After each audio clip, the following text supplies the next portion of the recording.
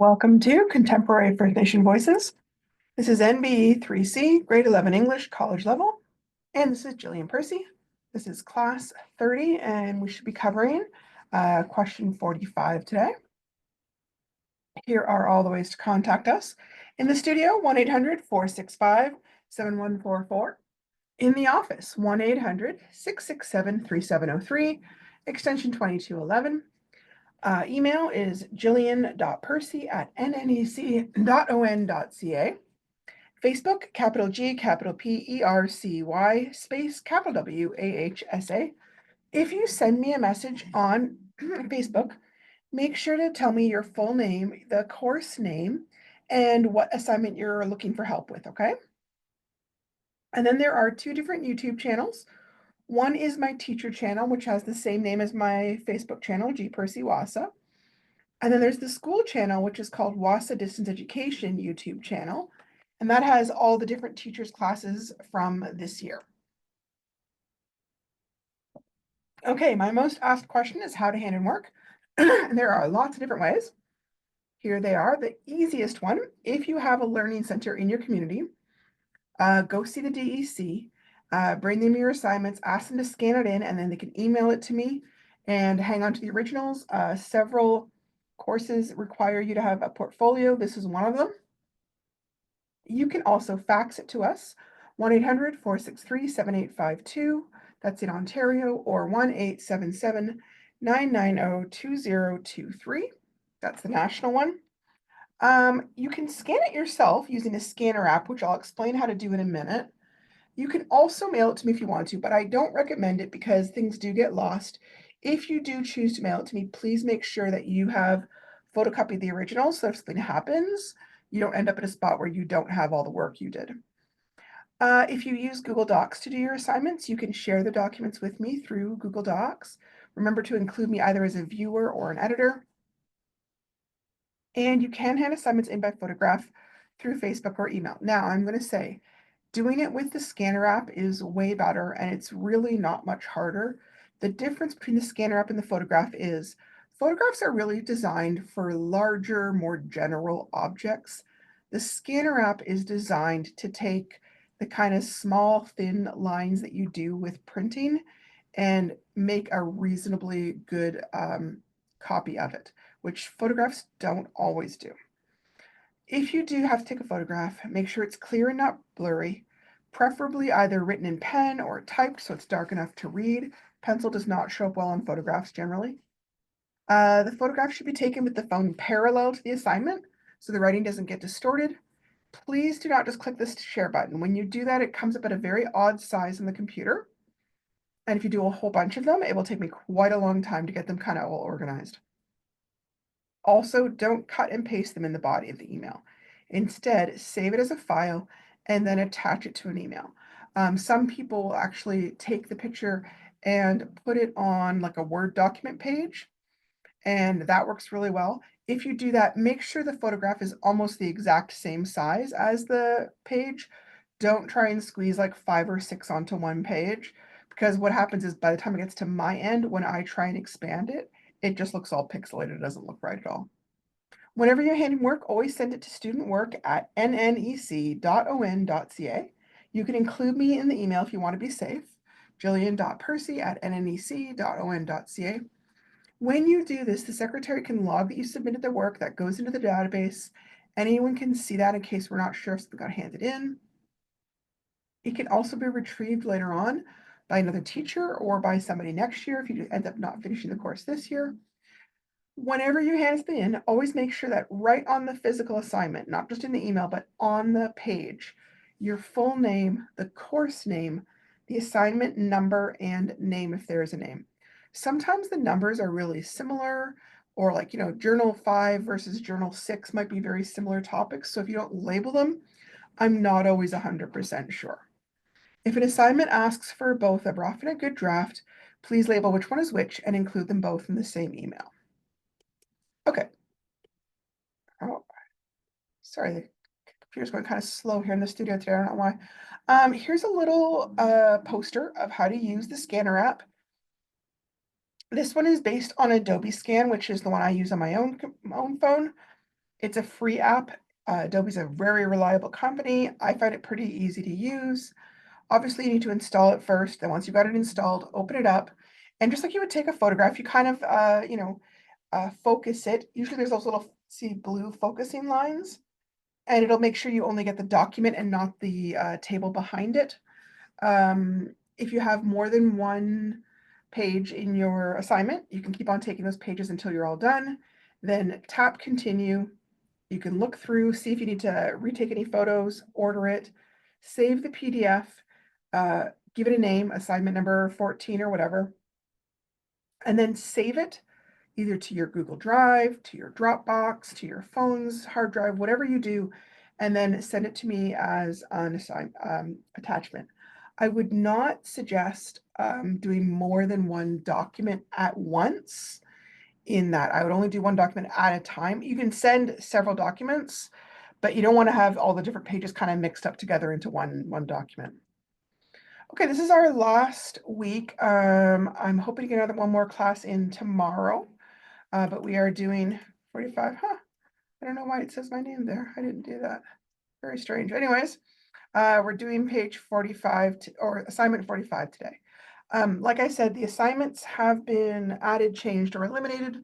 The numbers I'm showing may not match them. You're welcome to hand in either the original or the revised version. In a lot of cases, the revised version is either a little bit easier, a little bit more understandable, or it matches the curriculum expectations more because they do change over the years. For the research project we're working on, the original actually has it as 5 pages worth, and I've reduced it to 3 pages because I think that's more reasonable, and because I wanted us to do more with the novel study. So if it's past September 2025, and you're looking at an older video, be aware that you really do want to check in with me and make sure to get a newer copy. I know sometimes people get an older copy that they had from a previous year or whatever. It's worthwhile to get the new copy, okay? So we're still in Unit 4, Reading, Research, and Reflection. And we're just finishing up lesson 18. There's basically just some information here. It isn't really any more to do, but it's talking about how to do a works cited page, which you'll need to know as we're going on with the research, okay? So we were talking yesterday about how to do the notes and stuff and how to keep track of your sources. Now, there's a difference between what we call our in-text citation and our works cited, okay? So you want to be able to create a list of all the information about your sources and create a page that's called works cited. Sometimes you might see it called a bibliography. And this is just a list that you include at the end of the report that lists all your sources. Although you would have listed sources as part of your plan, you may find that some of them turned out to be unhelpful, or you found new sources while you were writing. Your works cited page will have that phrase at the top as the title. And then you should list alphabetically all the sources you used while creating the report. Any source that you cite in the report should appear on the list of works cited. So remember that in the report, did I cover this or am I about to cover it? Okay. So when you're doing things in the report, you're usually just putting the author's last name and maybe the page number, but that doesn't really tell a reader how to find that information if they wanted to. So the reason you do a works cited page is so that you don't have to include that information through your entire paragraph. The person can just go, oh, okay, it's Horton's work, and then they go back to their works cited page and find out where it was from and what article it was in and all that kind of stuff so they can find it again. So if you're doing web pages, which I think a lot of us will be doing, you put the author's last name, comma, first name, and then a period.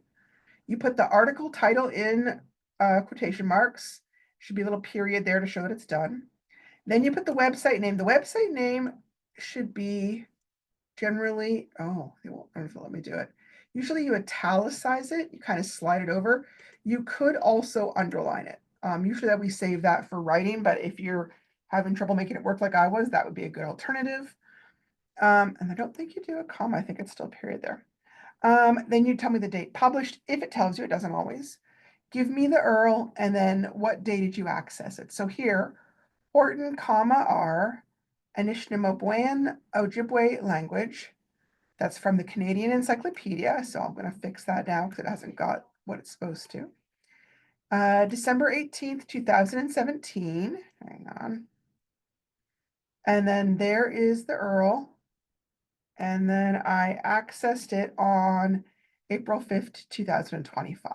Okay, so you would have a whole list of that. I just was thinking, I'm going to show you really quickly. Hang on a second. I don't normally show Wikipedia, but I know it will have this kind of stuff. Hang on a sec. Hang on. Okay, let me see if this works.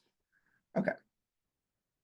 So at the bottom, hang on, sorry.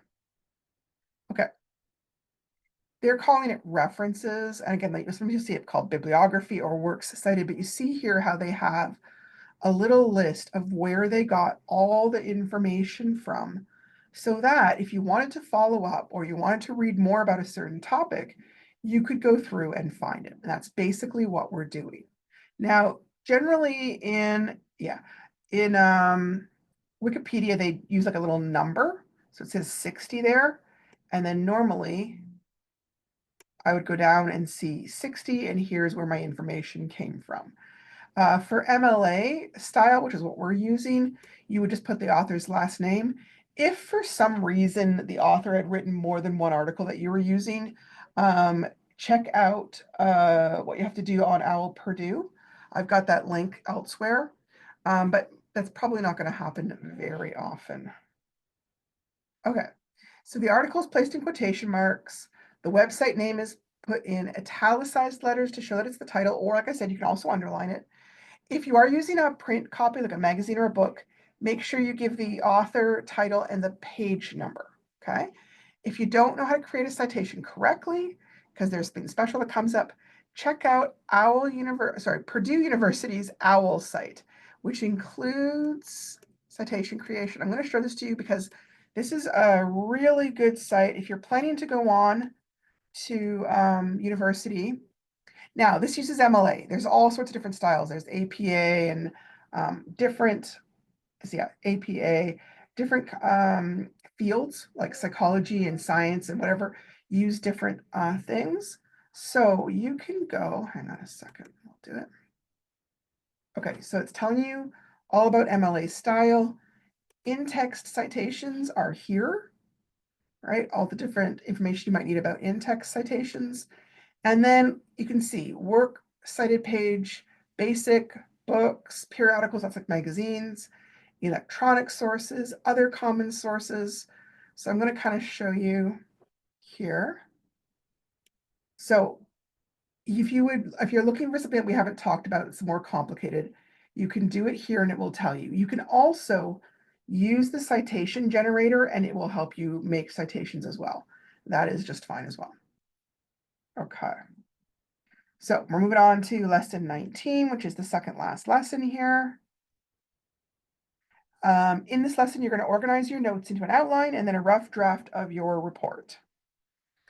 So at this point, you should have at least one page of notes for each of the three headings. We worked on this yesterday. If you organize your notes by heading or question, they may also already be somewhat organized. But if you organize them by the source they were from, you may have to do some cutting and pasting to be sure you have all the notes on the same heading together. Some people are exceptionally organized note takers and may have items that are on the same topic already grouped together. That would not be me. Others of us tend to be a little less organized. This stage of the writing process is a good time to look over your notes and see what should be grouped together. It's also important to see if there's any particular sequence that the information needs to be organized in. So for example, if you were writing a biography, it's important to put all the information on their childhood before you write all about their amazing career as an adult. You're going to organize your notes by creating an outline for each heading. So each heading, the entire page, is one big entire topic, but there might be 2 to 4 subtopics you want to discuss.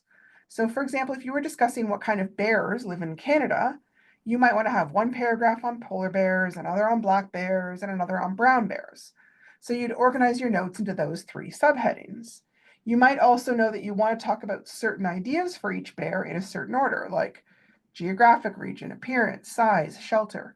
So then your outline or your plan for the page might look like this. My heading is types of bears in Canada.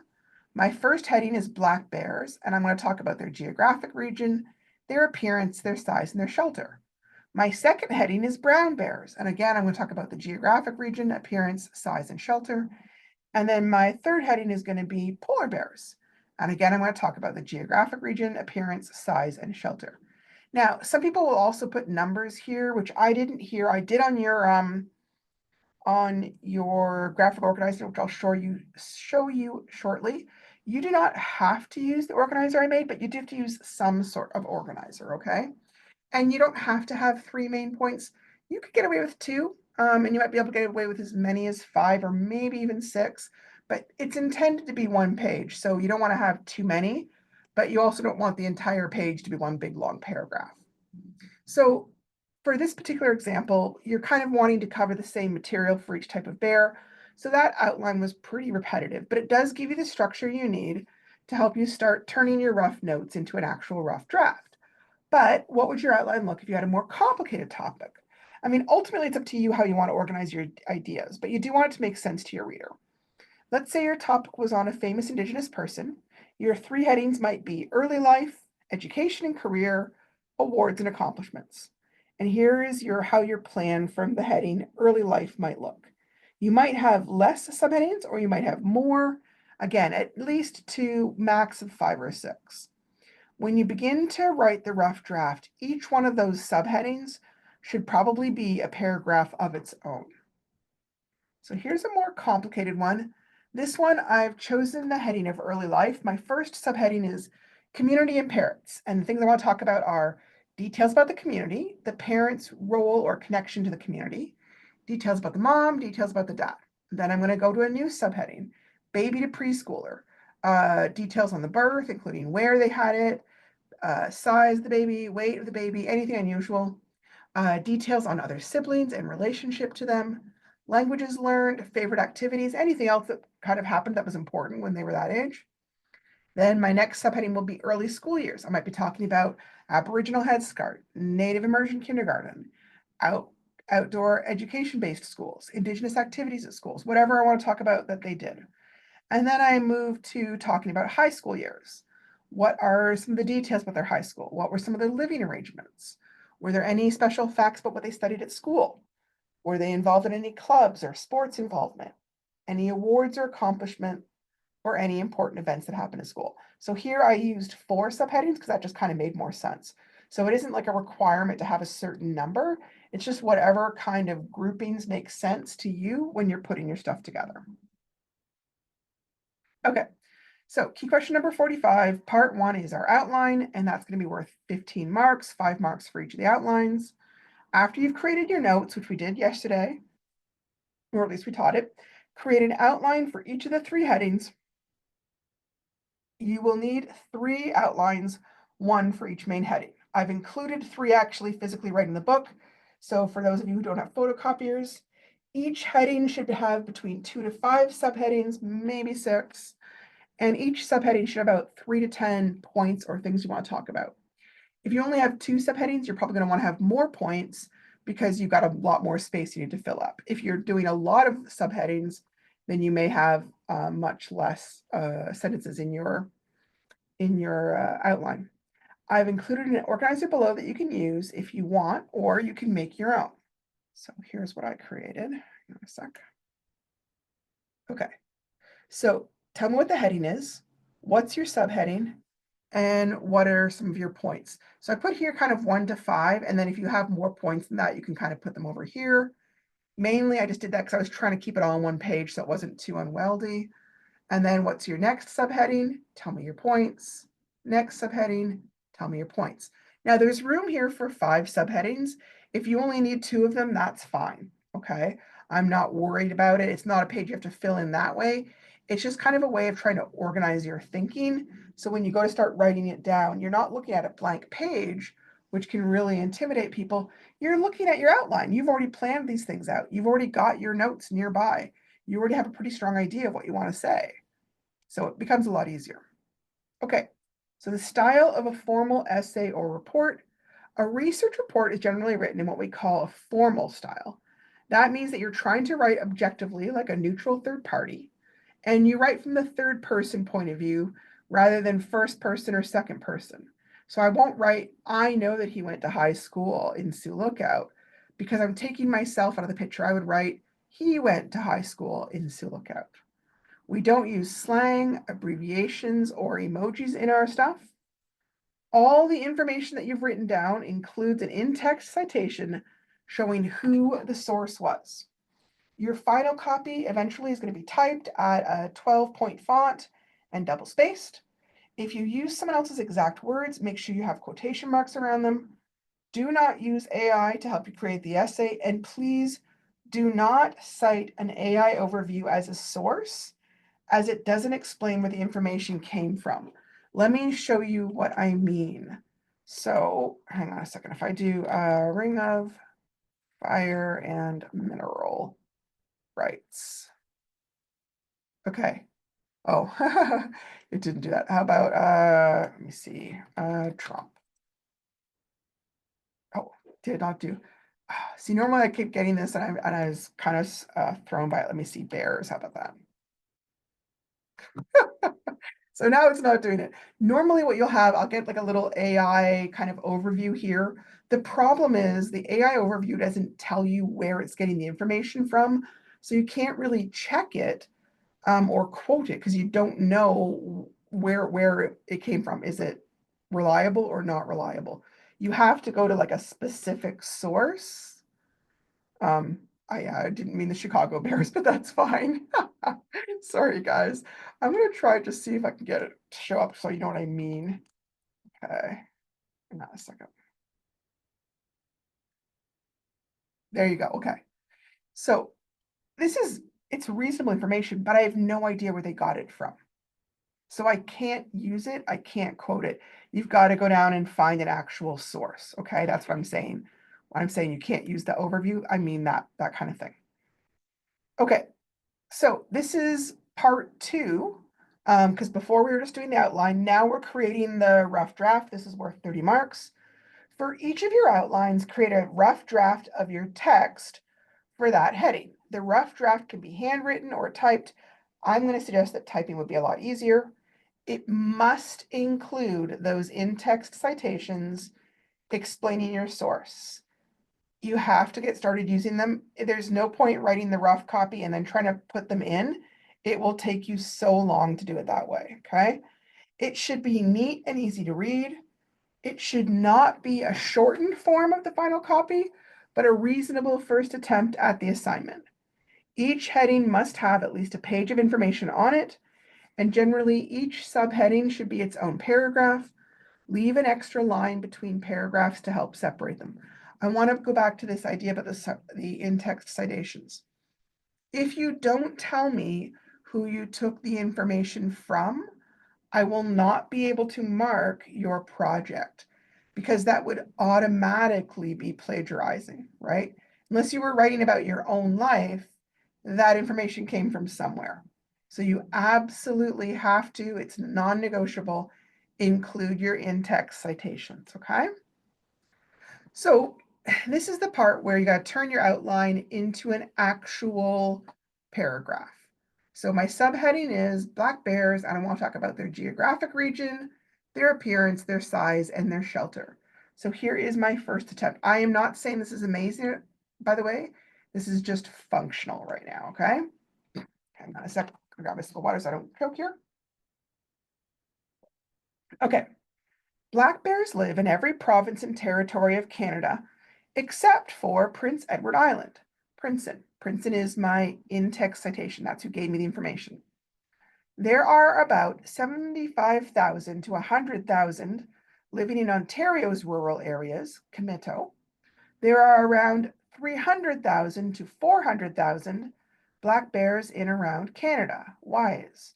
These bears have a long body, a long snout, that's their nose, but a short tail. Nature mapping. Although we call them black, their fur can also be brown or even cinnamon colored. Wise. Black bears are around 2 to 3 feet tall at their shoulder when on all fours. Wise. They can be anywhere from 4 to 7 feet long throughout the body. Nature mapping. Black bears prefer to live in forests when possible, although they can be found in mountainous areas. Black bears will hibernate in dens for around 6 months of the year, but also use their dens at other times of the year. They may make a den under a tree stump or a rock or even just a hole in a hill. I have a few sentences in a row there. If I'm not marking each one, it generally means that the very last one was what most of them were. Now remember that you need to have at least 2 sources. Here I've got a lot more because what I found was um, no one source had all the information I needed. I was really kind of jumping around trying to find more information to be able to write this. So you may find that you end up with a lot more than 2 sources as well. And that's fine. Okay. So for this rough copy, I was really just focused on making sure I got all the facts down. I wasn't thinking about how good it sounded or how smooth it sounded. I will probably wait until I do my revisions to worry about that. Okay. Although, like I said, oh yeah, it asks for 2, but I ended up using more like 4 because I needed that for the information. That's fine. Okay, so you're gonna have to do this kind of writing for each one of your subheadings, create like a little paragraph out of it until you have your entire outline for your first heading converted into a rough draft. And then you're going to do it all over again for heading number 2 and heading number 3. Like I said, please be sure to include your in-text citations. Yeah, I'm saying marks will be deducted at this point. If there's no in-text citations at all, I would have to hand it back to you and say, please finish this off. Okay, so this is kind of new. I'm going to make it bigger here real quick. Okay. So this is my research report. This is how I'm marking the rough draft, okay? I'm looking that you understand the format of the research report. That gets you 3 marks. I am looking that you understand your topic. That is worth 5 marks because it's a lot more important. I am looking at how you plan and process things such as gathering information, gathering evidence, and using graphic organizers. How do you rate on that scale? And then critical and creative thinking processes. This is kind of tricky. This is kind of like how are you reading your text, your research information? How are you prioritizing the information? How are you organizing it? How are you summarizing it? What are you doing with the information? All right, hang on. And then we've got communication. Communication is basically like how you write rather than how you're thinking about stuff. So how do you organize your ideas?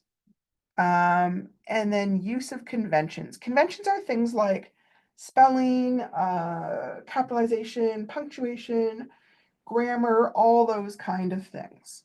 So you've got a bunch of general writing skills. I'm trying to see how you do with writing a research project, which I'm aware is kind of new, okay? All right, then we are moving on to lesson 20. We'll see how far we get. I only have a little bit of information here. All right. So here's where we're going to do the final copy, okay? Which is also worth 30 marks. In this final lesson, you're going to prepare a final copy of your research paper with attention to revising and editing. Be sure to include a cover page and a works cited page. So anytime you're revising any kind of writing, there are 4 main actions that will occur. You can add things. You could add words, add sentences, or add entire paragraphs. If your additions are going to require new content, you may have to go back and do some more research. You can cut stuff out. You can get rid of anything that's off topic or that's repeating what's already been said somewhere else. You can replace or change things. Maybe you want to change to new words. Maybe you want to take out an old sentence that's terrible and put in a new sentence. Same thing for paragraphs. And then you might just be moving things around like you like it, but it's kind of in the wrong spot for some reason. Maybe it makes a more logical sequence another way, or maybe that should be at the beginning of a sentence, a paragraph, instead of the end of a paragraph. All those kind of ideas. Okay, now all of these actions can be done electronically. However, and this is not even my words, this is someone else's, although I agree with it 100%, try not to do all your revisions on the computer. Alternating between correcting things on the screen and then doing it on the paper copy is a really great way to achieve perspective. I would say not just to achieve perspective, but to find errors. I don't know why, but myself, if I read a paper copy, I notice the mistakes way quicker than when I see it on a computer screen. I do not know why. The other thing you can do here, especially if you're looking for things like spelling errors and those kind of little tiny errors where it doesn't change the meaning, but it does affect your marks a little bit, is get a friend to read it, right? Um, so this is all information or ideas from OWL Purdue, which we've already looked at. They're really kind of a major player in writing. They really do a lot of good stuff with teaching students how to write. Okay. Now, I would add one more item to this list because I think that's a very functional list, but I would also say one more thing we want to do is beautify. But how do we make our writing beautiful? So there was a link on what makes a sentence beautiful. Let me see if I can get on a second. Now, this is technically written by one teacher. Hang on a sec. Why is it not doing that? Hang on. Okay. By one teacher to another teacher, but I think that you guys are perfectly capable of reading it. It's not anything weird or unusual. And she's talking about how she was trying to teach the idea of beautiful sentences. They were reading Kurt Vonnegut's Slaughterhouse-Five, and they kept finding new sentences that they loved. And so the students were asking, can you focus on beautiful language? So they talked about what makes a sentence beautiful. And here's kind of some of the things that they came up with. Um, and to look through the text and try and find some examples of beautiful language. Things like, everything was beautiful and nothing hurt. The queer earth was a mosaic of sleepers who nestled like spoons. The creatures can see where each star has been and where it is going, and so that the heavens are filled with rarefied, luminous spaghetti. So then she asks some questions, and here are some of the examples they came up with of what makes a sentence beautiful. Now, you might have different ideas. That's okay. Again, this is not one of those things where there's a right or a wrong thing, but I do think that a lot of times in nonfiction writing, people in general, I don't mean students, I just mean people in general tend to do very functional, and I would suggest maybe almost kind of a little bit boring writing for nonfiction. It's like it has to be factual, and somehow people forget that it could be factual and still be beautiful, right? So I want to suggest that that's the thing to keep in mind while you are writing. Um, sorry, I said he mentioned, but it's actually a she.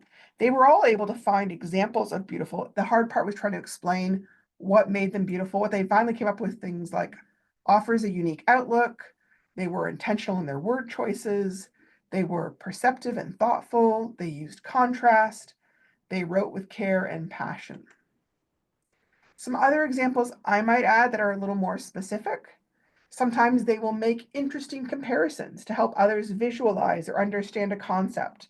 I remember reading a book about great whales, and they were talking about a great whale is the size of this many school buses. That made so much more sense to me than saying it's this many meters, because I could picture that, right? They might utilize quotations that are beautiful or interesting to add to their impact. They will avoid using a string of short, simple sentences one after another. It has a very choppy sounding effect. They will avoid repeating the same word or phrase over and over by using synonyms to make the words more interesting. They'll deliberately choose interesting words in other places as well, or words that at least are less commonly used. Like the word nice gets overused so much. If I see someone's nice, what does that really mean? Do I mean that they're polite? Do I mean that they're helpful? Do I mean that they're kind? It's a word that gets overused, and because of that, it starts to lose meaning in a sense. Someone who uses specific details to help create a vivid picture in the reader's mind, or also could use specific examples rather than just vague statements that don't really illustrate your ideas. Be sure to use interesting opening and closing sentences to orient your reader, and then try to connect one paragraph to the next through helpful transition sentences at the beginning or the end of a paragraph. You can also use transition words and phrases. These type of phrases can help explain the connection between different events and ideas. Sometimes students are overusing the words and or and then, and it's because they're trying to do this. They're just using words that just aren't as strong as other words, okay? Transition phrases might show sequence, reason, comparison, contrast, place. They might show that more information is being added, or that there's a specific limitation or condition to an idea or event. They might help introduce an example or show that you are concluding your argument. Here is a list of what I mean. I'm going to kind of just make it bigger for a second, guys, just to kind of show you. So these kind of words emphasize things: undoubtedly, unquestionably, obviously, particularly, especially, clearly, importantly, absolutely, definitely, without a doubt, indeed, it should be noted. These are the kind of phrases that you might have at the beginning of a sentence and then have a comma and then have your main sentence. Addition. By addition, they don't mean math, they mean we're adding some more information. Along with, apart from this, moreover, furthermore, also, to, as well as that, besides, in addition, not only, but also, in addition to this, or additionally, and additional. That's awkward, sorry.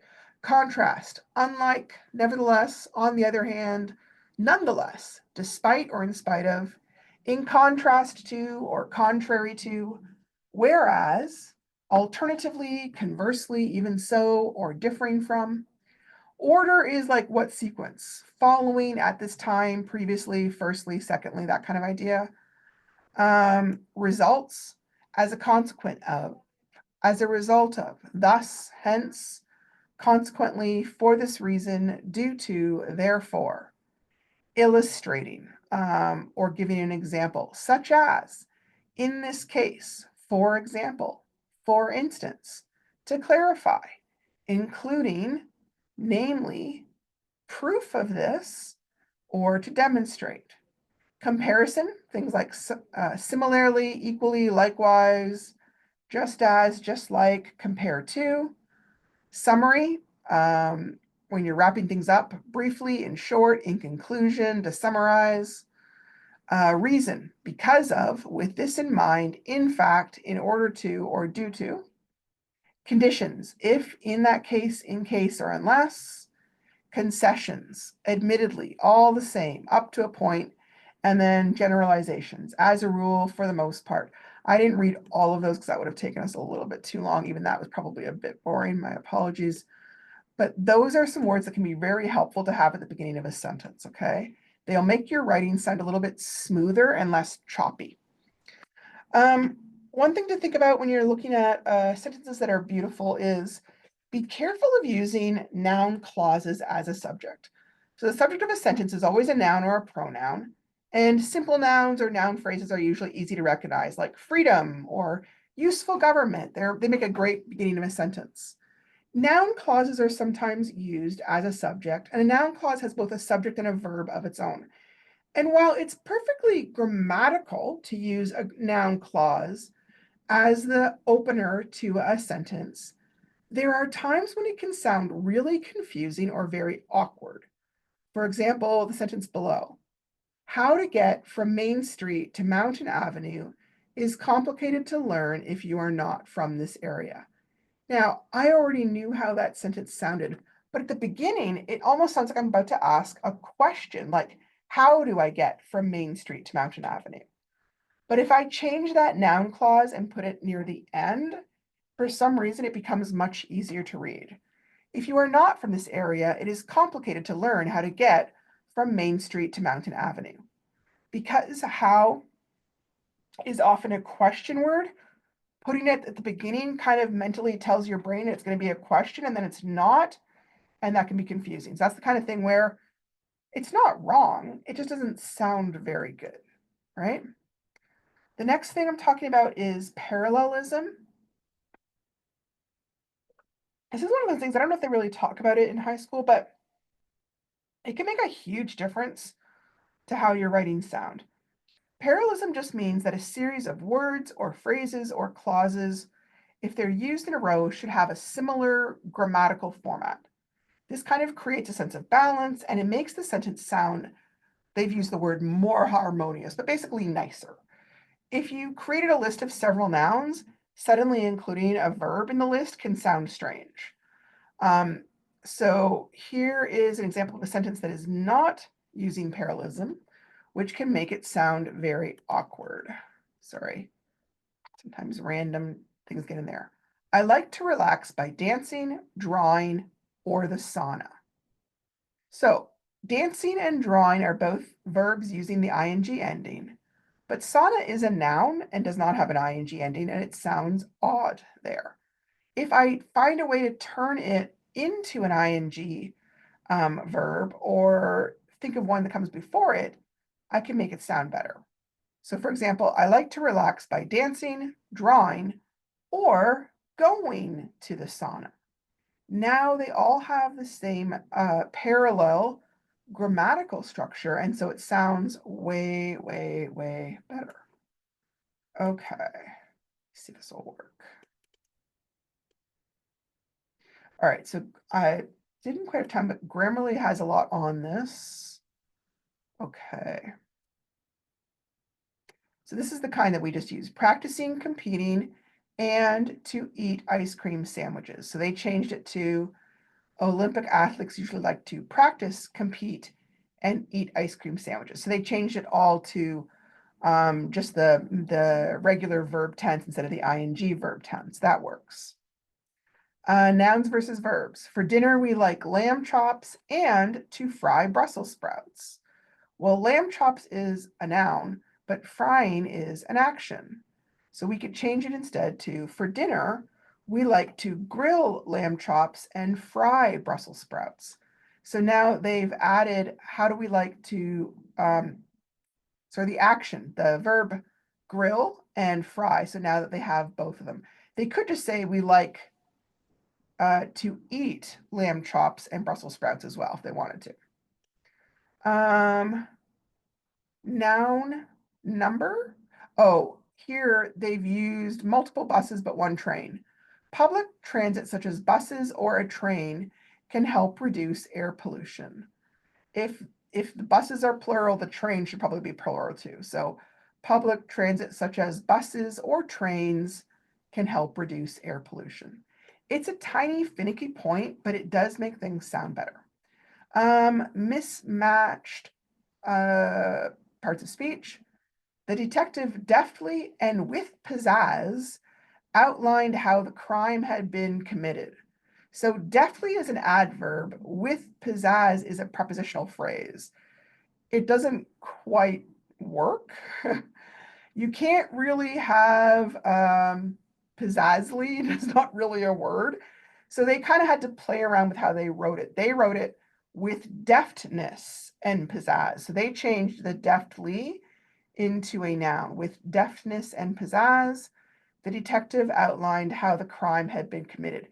I would also say you could say, I don't even know why you need deftly and pizzazz. You could say something like, with pizzazz, the detective deftly outlined how the crime had been committed. But when you're putting them side by side and they're not the same part of speech, they just don't quite sound right. He decided to cover the gown in sequins and had a steak for dinner. Okay, so they don't seem to have a lot in common.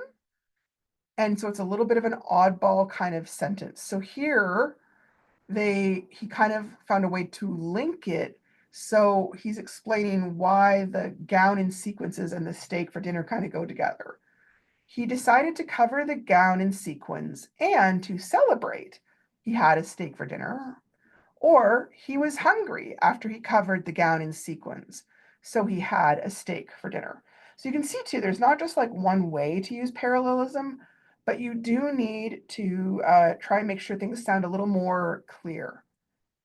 I'm not going to go into the poetry. I think that's going to be too confusing. Okay, there is more to talk about, but I'm kind of running out of time.